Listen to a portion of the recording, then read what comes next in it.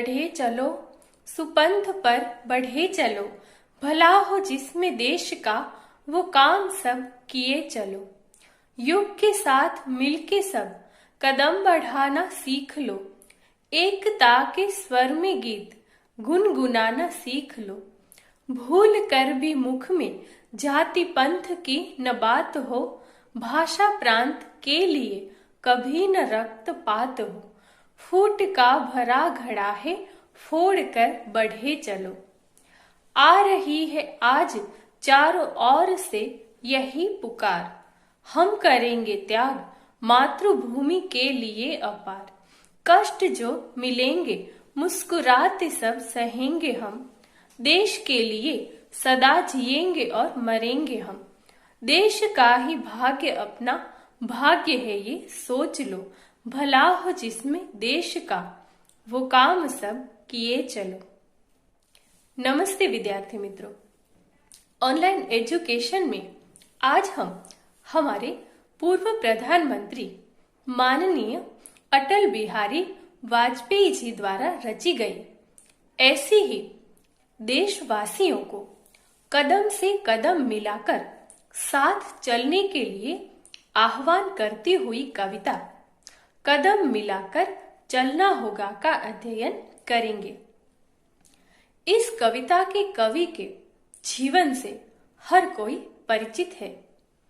भारत के 10वें प्रधानमंत्री अटल बिहारी वाजपेयी जी का जन्म 25 दिसंबर 1924 को ग्वालियर रियासत की शिंदे छावनी में हुआ था। उनके पिता पंडित कृष्ण बिहारी वाजपेयी अध्यापक और उनकी मां कृष्ण वाजपेयी गृहिणी थी। अटल बिहारी वाजपेयी वटेश्वर, आगरा और उत्तर प्रदेश के मूल निवासी थे। वे हिंदी कवि, पत्रकार और प्रखर वक्ता के रूप में लोकप्रिय हुए। अटल जी की कविताएं कादम्बिनी, धर्मयुग, साप्ताहिक हिंदुस्तान, नवनीत तथा राष्ट्र धर्म आदि सुप्रसिद्ध राष्ट्रीय पत्रिकाओं में प्रकाशित होती रही। मंच से उनका काव्य पाठ उनके भाषण की तरह ही अत्यंत प्रभावशाली होता था। उन्होंने राष्ट्र धर्म, पांचजन्य और वीर अर्जुन का कुशल संपादन किया। अटल बिहारी वाजपेयी 3 बार भारत के प्रधानमंत्री, 1 बार विदेश मंत्री और 12 बार सांसद रहे। राष्ट्र के प्रति उनकी सेवाओं के लिए उन्हें सर्वोच्च भारतीय नागरिक सम्मान भारत रत्न से भी विभूषित किया गया और 16 अगस्त 2018 को 93 वर्ष की आयु में उनका निधन हुआ। तो कवि परिचय के बाद अब उनकी यह कविता कदम मिलाकर चलना होगा की बात करें तो इस कविता में भारत मां के लिए सबको एक साथ मिलकर विभिन्न प्रकार के संघर्षों में भी साथ चलने के लिए आह्वान किया गया है। यह कविता हमें अपने जीवन में सामंजस्य बिठाकर चलने की प्रेरणा देती है। इस कविता में कवि कदम मिलाकर चलने की उपमा देकर मिलजुल कर साथ साथ काम करने और साथ साथ संघर्ष करने के लिए प्रेरित करते हैं। कवि कहते हैं, बाधाएं आती है आए, घिरे प्रलय की घोर घटाए, पांवों के नीचे अंगारे, सिर पर बरसे यदि ज्वालाएं, निज हाथों से हंसते हंसते आग लगाकर जलना होगा, कदम मिलाकर चलना होगा।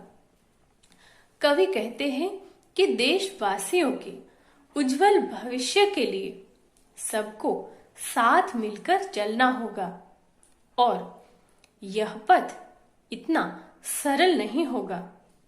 रास्ते में बहुत सारी बाधाएं और अनेक प्रकार की समस्याओं का सामना करना भी पड़ सकता है। लेकिन कवि कहते हैं कि चाहे कितनी ही बाधाएं रास्ते में आ जाए और भले ही प्रलय की घोर घटाएं घिरी हुई हो, लेकिन हमें अपने पथ पर निरंतर आगे चलते रहना होगा। पांव के नीचे अंगारे, सिर पर बरसे यदि ज्वालाएं। यहाँ पर पांव के नीचे अंगारों का अर्थ है कि बड़े काम को करना कोई मामूली बात नहीं होती है। इसके लिए मार्ग में अनेक प्रकार की तकलीफें आती है और मनुष्य को तरह तरह के कष्ट उठाने पड़ते हैं। कार्य की सिद्धि के लिए मनुष्य को जो प्रयास करने पड़ते हैं और अनेक प्रकार के कष्टों से गुजरना पड़ता है, उसी के लिए यहाँ पर पांवों के नीचे अंगारे शब्द का प्रयोग किया गया है।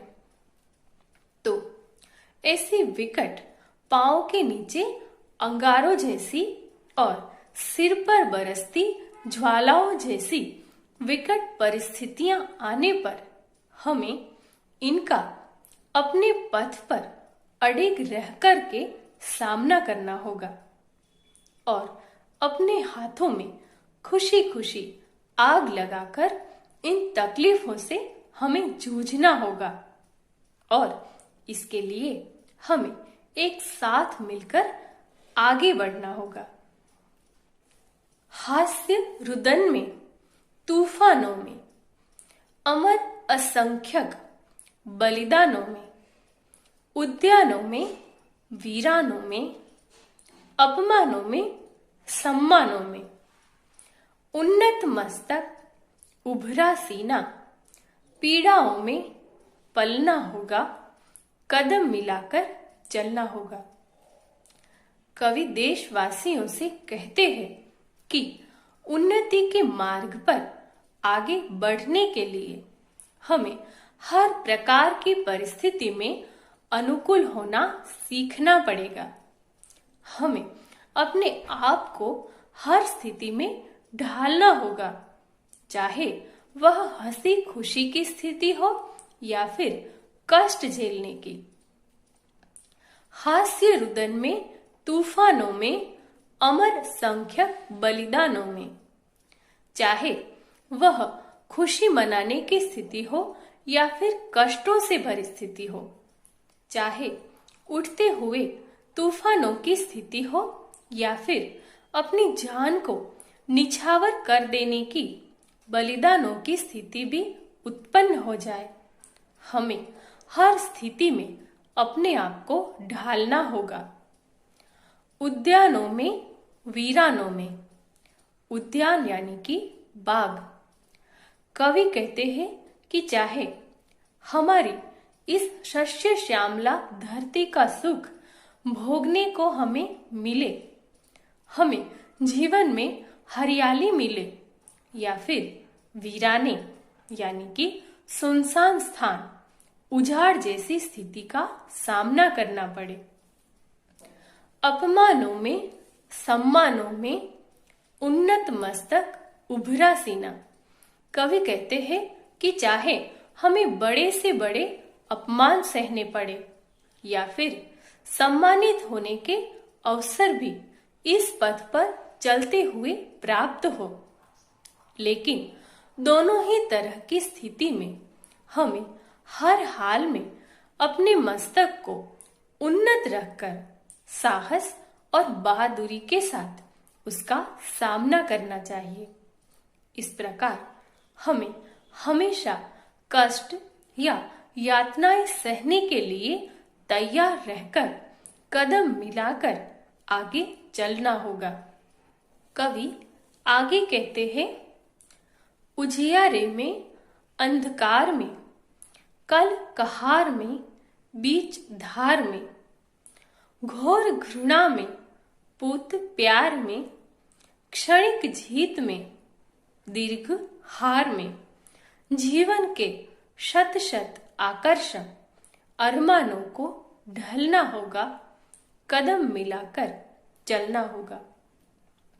कवि कहते हैं कि चाहे हमारा मार्ग उजालों से भरा हुआ प्रकाशित हो या फिर सामने घनघोर अंधेरा छा जाए, यानी कि स्थितियां सामान्य रहे या फिर हमारे ऊपर विपत्तियों का पहाड़ टूट पड़े। घोर घृणा में पूत प्यार में कवि कहते हैं कि अपने पथ पर चलते हुए चाहे घृणा का पात्र बनना पड़े या फिर पवित्र प्यार की प्राप्ति हो।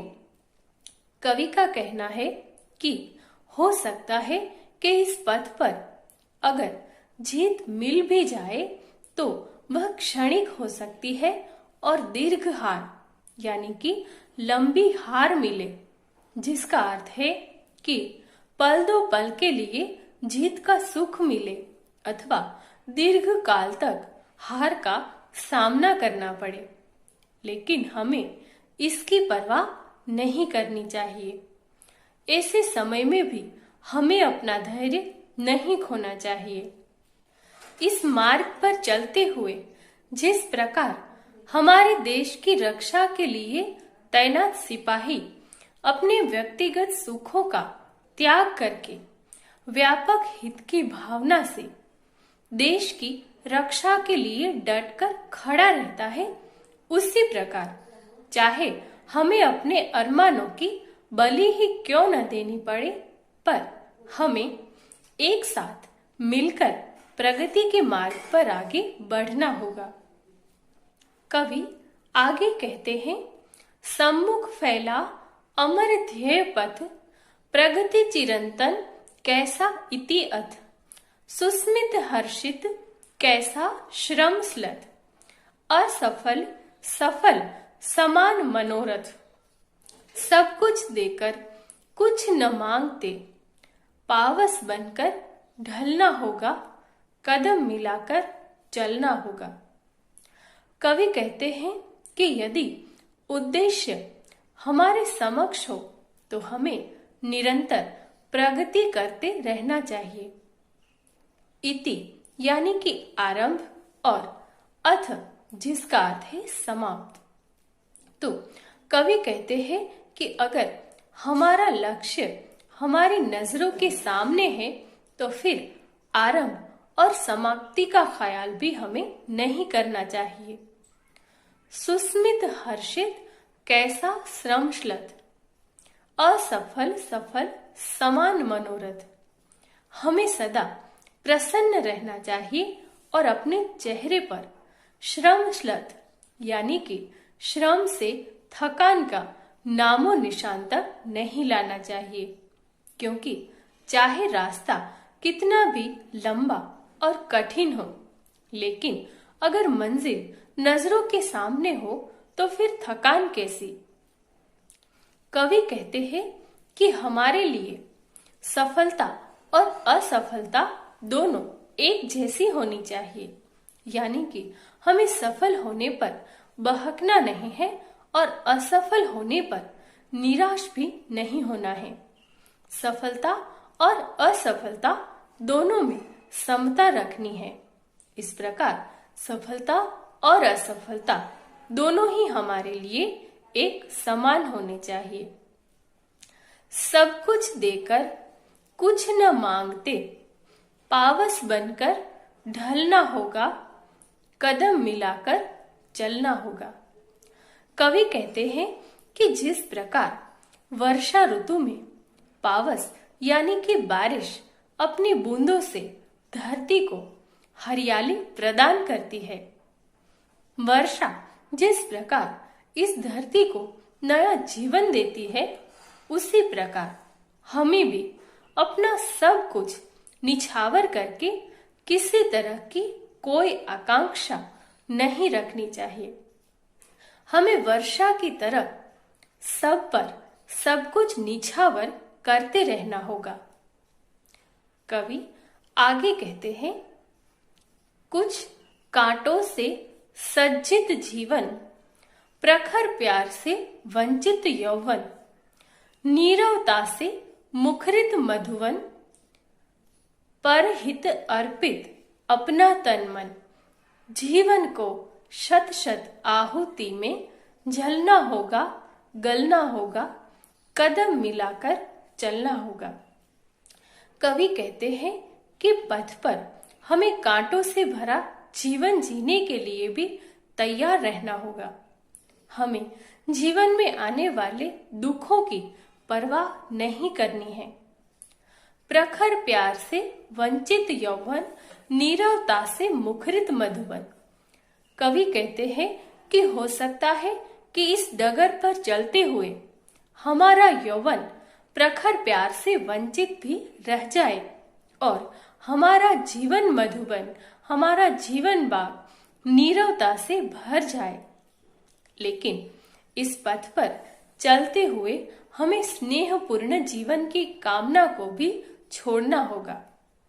अगर हमें स्नेह से रहित जीवन भी जीना पड़े, तब भी हमें बिना शिकायत किए आगे बढ़ना होगा। परहित अर्पित अपना तन मन, हमें अपना तन मन दूसरों की भलाई के लिए निछावर कर देना होगा। हमें एक साथ कदम मिलाकर चलना होगा, भले ही इसके लिए हमें अपना संपूर्ण जीवन त्याग देना पड़े।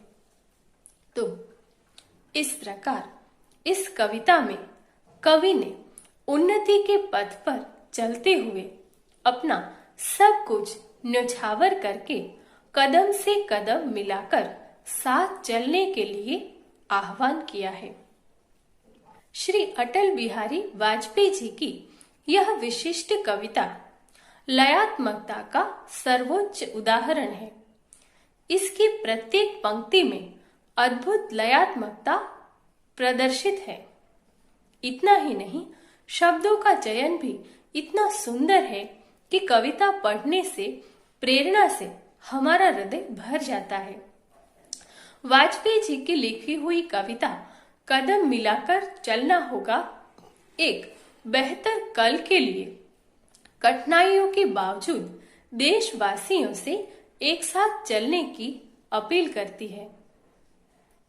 तो आज इस वीडियो में हमने कविता कदम मिलाकर चलना होगा का संपूर्ण अध्ययन किया। नमस्कार।